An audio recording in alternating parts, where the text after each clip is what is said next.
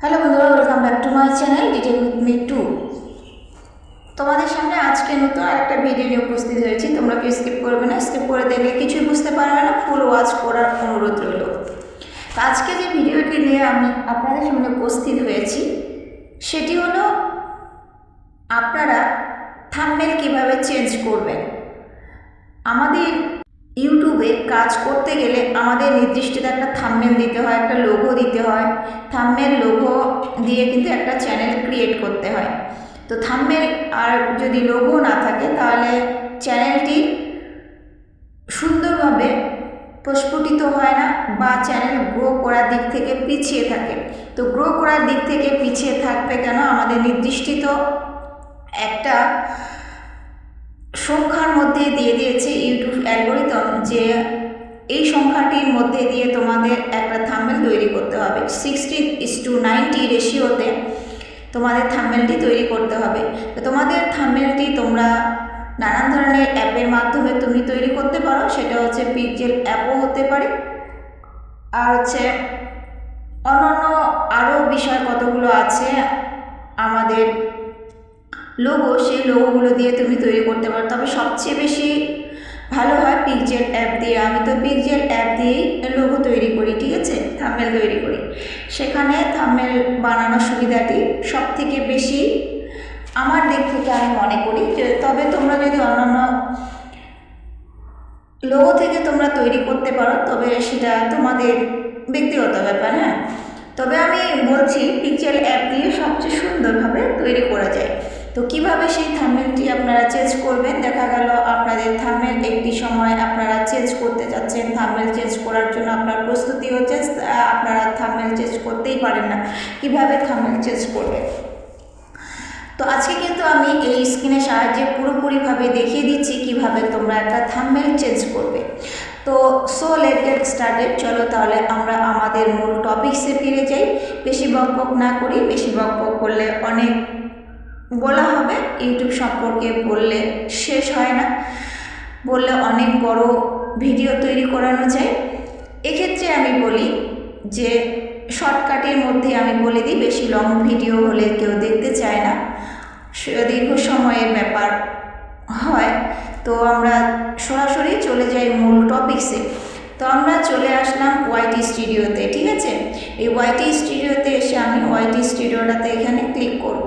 এখানে ক্লিক করার পর দেখেন আমার এখানে বের করানো আছে। তো আমি এই যে সুইচ করে কিন্তু আমি ঢুকে পড়বো। হ্যাঁ, এই যে তোমাদের যদি অন্যান্য চ্যানেল থাকে তো অন্যান্য চ্যানেল থেকে তোমরা যে সুইচ করে চ্যানেলের উপরে ক্রিয়েট করবে, সুইচ করা চলে আসবে, ঠিক আছে। তো আমি ধরো এই চ্যানেলটিতে আমি থাম্বনেল লাগাবো। তো কিভাবে লাগাবো, কেমন করে লাগাবো, সব বিস্তারিত বিষয় কিন্তু আমি এখানে A to Z বলে দিচ্ছি। তো তোমাদের অসুবিধা হবে না আশা করি। তোমরা যারা নতুন বিগিনার রয়েছে, তোমরা জানো না কিভাবে থাম্বনেল একটা সেট করতে হয়, কিভাবে থাম্বনেলটিকে লাগাতে হয়। তো যারা পুরনো ইউটিউবার, তোমরা যারা কাজ করো তোমরা তো জানোই। যারা নতুন তোমরা রয়েছে কিছুই জানো না। তবে আমি বলে দিচ্ছি এই ভিডিওটি যদি তোমরা দেখো তাহলে কিন্তু অন্য জায়গায় আর কোথাও খোঁজ করতে হবে না, সুন্দরভাবে কিন্তু তোমরা এখান থেকে শিখে থাম্বনেল লাগাতে পারবে। তাহলে আমি এই যে সরাসরি চলে এসেছি আমার চ্যানেলে, এখান থেকে আসে আমি এই যে পেন্সিল আইকনটি আছে, পেন্সিল আইকনটির উপরে আমি ক্লিক করবো। এই যে পেন্সিল আইকনটির উপরে ক্লিক করলাম। ক্লিক করার পরে দেখেন এই ক্যামেরা সিস্টেমটা আছে না, এই ক্যামেরা আছে, ক্যামেরার উপরে আমি ক্লিক করব। ক্যামেরার উপরে ক্লিক করার পর দেখেন ট্যাগ এ ফটো। তোমরা যদি ফটো লাগাও তাহলে এখান থেকে কিন্তু তোমরা ফটো উঠাতে পারো গ্যালারিতে গিয়ে। তারপর আমি থাম্বনেল লাগাবো। এই যে নিচে অপশনটিতে আমি ক্লিক করব। ক্লিক করার পরে যে দেখেন এখান থেকে আমি যে কোনো একটা থাম্বনেল আমি চুজ করছি। হ্যাঁ, দাঁড়ান আমি দেখি আমার থাম্বনেল কোনটাকে চুজ করব। চুজ করে আমি এখানে দেব। এই যে দেখেন আমি এইটা হয়তো চুজ করলাম, যে এর উপরে ক্লিক করলাম, থাম্বনেলের উপরে ক্লিক করার পর এই ডানের উপরে ক্লিক করলাম। ডানের উপরে ক্লিক করার পর এই যে দেখেন আমি এটাকে ছোট করে নিয়ে আসলাম। হ্যাঁ, ছোট করে নিয়ে আসার পর আমি এই যে দেখেন সেভ অপশনে আমি ক্লিক করলাম।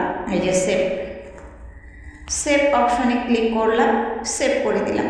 সেভ করে যাওয়ার পর কিছুক্ষণ সময় এখানে লোডিং নেবে। চাকা ঘুরতেছে। এই যে দেখেন আমার থাম্বনেল কিন্তু অলরেডি এখানে সেভ হয়ে গেল, ঠিক আছে। তো থাম্বনেল এখানে সেট করানো অতি সহজ, তবে তোমরা যারা জানো না তোমাদের পক্ষে হয়তো অনেক কঠিন হয়ে দাঁড়াবে, তোমরা যেহেতু জানো না। তো ভিডিওটি তোমরা সম্পূর্ণ ওয়াচ করো, দেখো অতি সহজ থাম্বনেল লাগানো আর লোগো লাগানো অতি সহজ কিন্তু, ঠিক আছে। এভাবে কিন্তু লোগোতেও তোমরা দিতে পারো লোগো একটা। তো এই যে আমি থাম্বনেল দিয়ে দিলাম চুজ করে এখানে।